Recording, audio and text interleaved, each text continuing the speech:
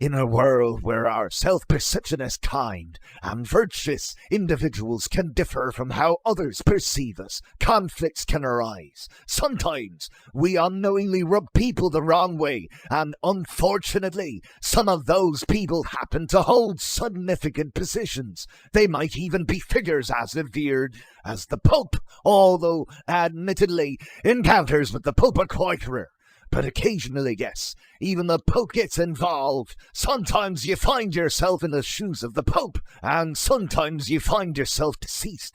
It's a peculiar aspect of the Catholic Church, to say the least. Today, I present to you the true account of a bishop who, through no deliberate fault of his own, managed to irk some influential individuals. Normally, when we unintentionally stir up controversy, it tends to blow over with time. After a month or so, people usually forget, and everything returns to normal. However, in this case, people were still quarreling with this individual even after his passing. He couldn't even find solace in death, as his grave was dug up and his remains manipulated.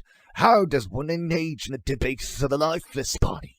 You might wonder. Well, as I mentioned before, the intricate workings of the Catholic Church are involved. It's a complicated affair. Our tale transports us back to 9th century Italy, a period marked by intense political instability. Our protagonist, Formosus, assumed the role of Bishop of Porto in 864 AD. In the reign of Pope Nicholas I, he dedicated himself to missionary work in Bulgaria, where he was cherished and highly regarded by the locals.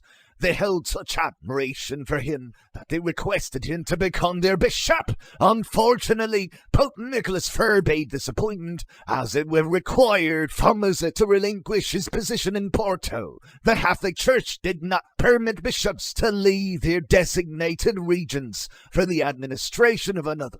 And to Pope John VIII, a name that has been assigned to numerous popes throughout history, possibly exceeding 20 individuals. The number of these Pope Johns can be rather perplexing, lacking a strict numerical order. In fact, there exists a dedicated Wikipedia page solely for the purpose of clarifying the sequence of Pope Johns. It seems that at least one of them may not have existed at all. Complicated, isn't it?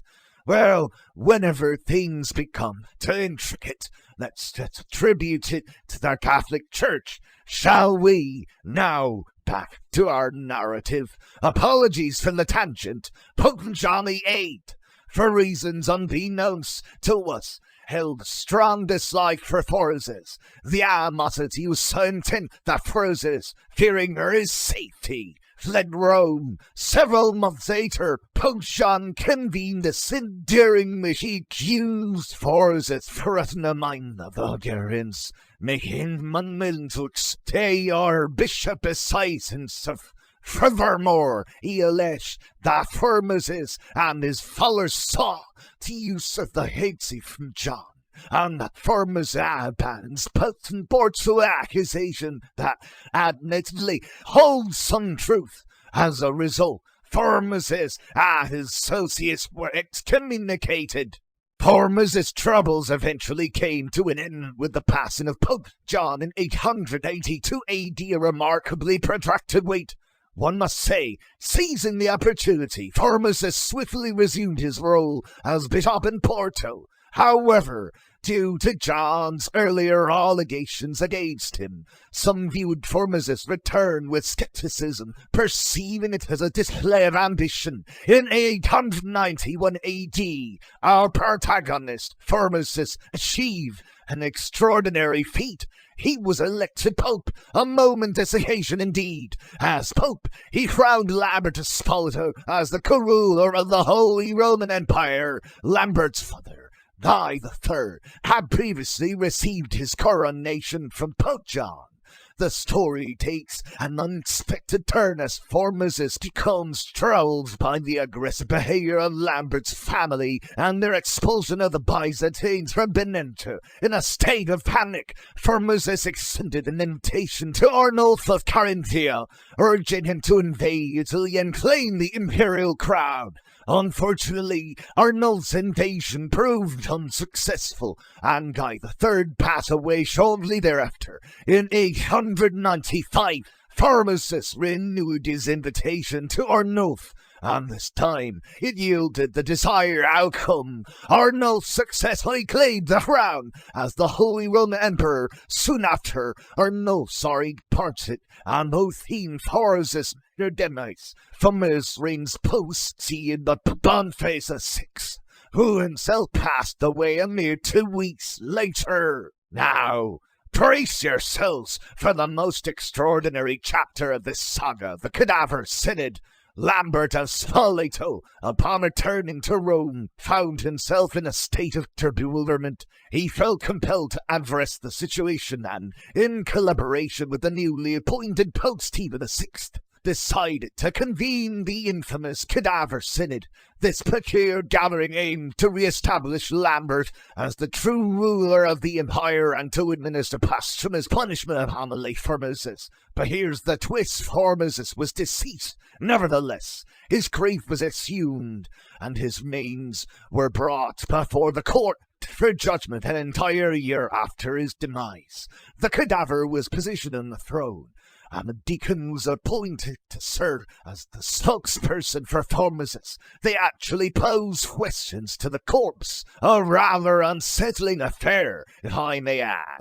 Formosus faced a series of accusations, including the violation of canon law through the transfer of diocese, perjury, and the audacious act of serving as a bishop despite being excommunicated. As one might anticipate, the lifeless body was inevitably found guilty. Quite the shocker, I must say. As a consequence, Stephen stripped the cadaver of its papal vestments. Furthermore, he symbolically severed the fingers that Formosus had once employed to bestow blessings and formally invalidate all his acts and ordinations. Ironically, this invalidated Stephen's ordination a bishop had been performed by Formosus himself. Formosus subsequently buried at Formosus graveyard, but his body not finders alone.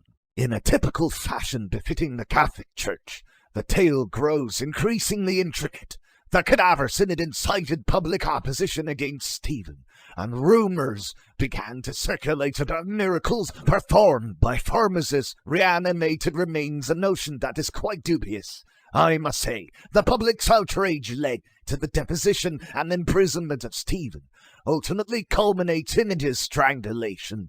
Finally, in December 897, Pope Theodore X convened another synod, annulling the Cadaver Synod and rehabilitating Formosus, another intricate decision born out of the labyrinthine nature of the Catholic Church. Some years later, Pope John IX, the different Pope John, mind you, ordered the destruction of the records pertaining to the Cadaver Synod.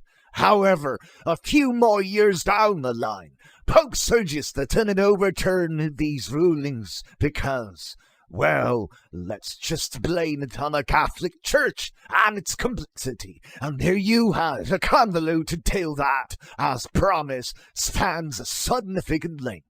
I apologize for the twists and turns, but that's the nature of the story when the Catholic Church is involved.